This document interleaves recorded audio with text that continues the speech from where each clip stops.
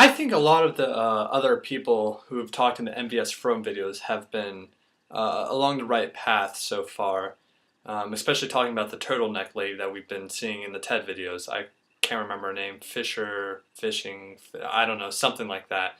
But anyway, she talked a lot about how loving is a lot like accepting yourself and that you're worthy of others. But I think she's also just talking about living with who you are because whether you like it or not, you have a personality. I might not have come to terms with that yet, even, but I'm getting there. So sue me. Anyway, when she talks about living without shame, the shame is referring to living your past uh, decisions. And of course, everyone's made decisions they regret. I mean, there's no denying that.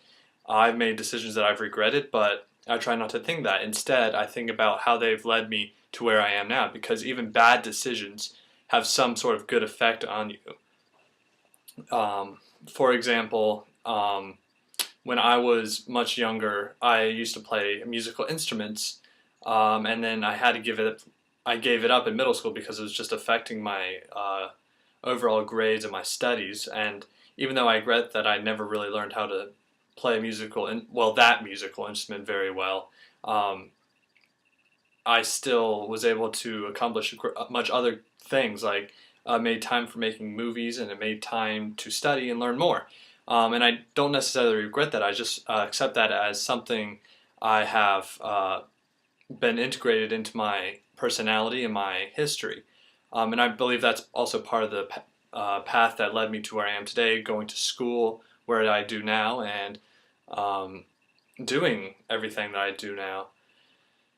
So I believe that these decisions shouldn't be made well, they can be made hastily, but they should also give some thought into where they'll lead in the future, because everything does lead somewhere.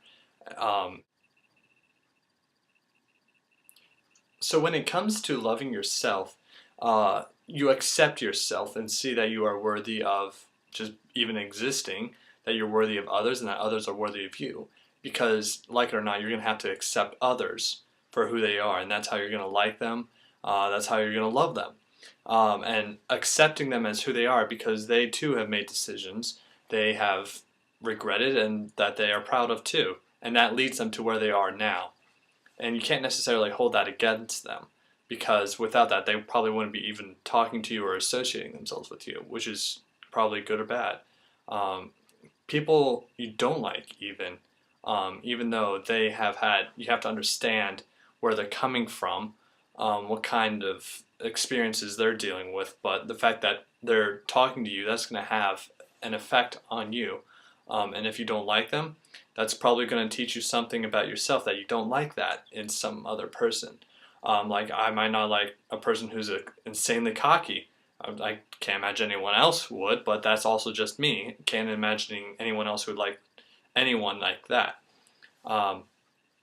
So dealing with that shows something about yourself, the kind of shadows you're dealing with in your unconscious, and how that manifests it in your projections of others.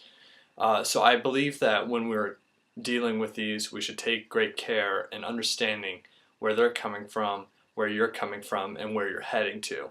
And dealing with the fact that you're probably not going to regret this in the future, and that in the future you will understand yourself, person, thing.